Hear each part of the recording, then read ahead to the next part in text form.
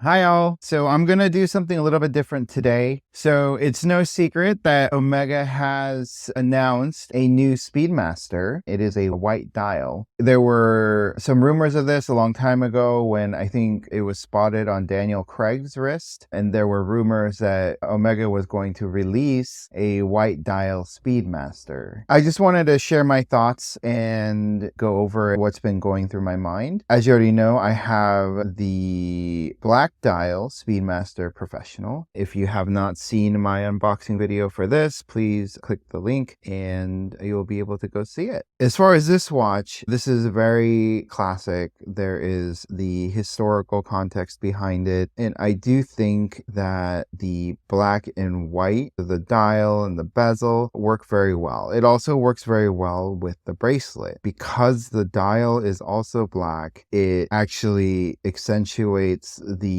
bezel. Some might argue that it's not as legible, that a white dial would look more legible. I mean, there is some truth to that. So I have a couple of my other watches here in my collection that have a white dial, so I can draw some comparison. I have not seen the white dial Speedmaster in person yet. I will go take a look at some point. I just haven't had the opportunity to. I'll start with the Tudor GMT has a white dial. I think because it's a white dial, color stands out much more. The dial is very clean, and then you have the blue and red bezel. So it does accent the blue and red. Then you got this pop of red on the white dial that also stands out. In terms of the new Speedmaster, I do think that the red writing on the white dial, it looks quite nice. It stands out. It's very easy to read. And I do think it's a very clean looking face. I think what I struggle with is that, at least on the bracelet, the bezel doesn't stand out. It feels like it fades away, so I don't notice it as much. And all I'm doing is just looking at the white dial. If I use my JLC here as an example in terms of another white dial watch that doesn't have a colored bezel on the outside. This one also looks very clean. It's not meant to draw any attention to the outer case, and it looks very classy on the bracelet. These are two examples of white dial watches that I have that I feel work well together. And then some people might say, what about other watches that have a white dial and black bezel? Do they not stand out? So I have my Panda here just to draw a comparison as well. If I have the Panda and the Moonwatch side by side, they both have the black bezel. The bezel is a little bit wider on the Panda, but it is a similar feel in terms of black on the outside, and then you got the dial on the inside. Again, I'm just going by photos and looking at other watches in my collection. I think for the Panda, because the subdials have a black ring, that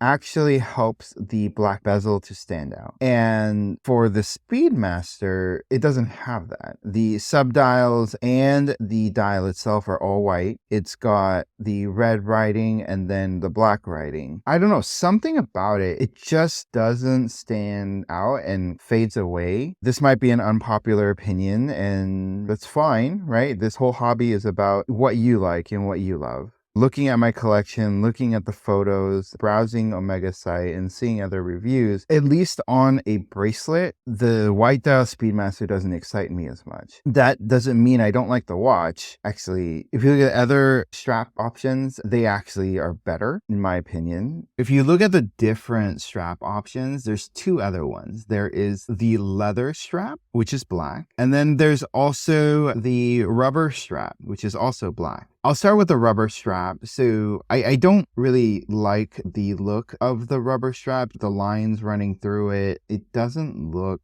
that appealing to me. However, because of the color, it definitely accents the black bezel more, probably because it contrasts with the outer ring around the bezel. I do like the look of this better. The black strap also draws out the black hour markers as well as the black writing on the dial. One cool thing about the rubber strap is that the inside of the rubber strap looks like the surface of the moon. If we go to the leather strap. If I were to get this watch, I would get this on the leather strap. And the reason is that this has the same effect as the rubber strap. It has that contrast, the black on silver, and then you have the black on the dial. It doesn't draw out the black as much because there's a little bit of a gap in between the lugs. But I do think that it does offer a very clean look to it. The other part of it too is that I really like the stitching on the strap. And so it offers another dimension on the look of the watch. On the inside of the leather strap, the stitching is red, which is really cool. And it's kind of a hidden thing, right? Because when you're wearing it, no one's going to be able to see it, but you know it's there. And then when you look at it, it offers the contrast, the red on the black. And then when you're looking at the back, you can see the movement, and there's just a lot to look at, which is really nice. Obviously, these are just impressions on photos and videos, but I will go take a look and see if I can see this in person. But yeah, that's my take on the new White Dial Speedmaster Professional. What do you all think? Do you think this would fit in with my collection? Are you guys interested in this watch? Let me know down in the comments. Also, let me know if you like this format of going through my thought process in adding watches to my collection. Thanks again, and I hope you enjoyed, and I will see you all next time.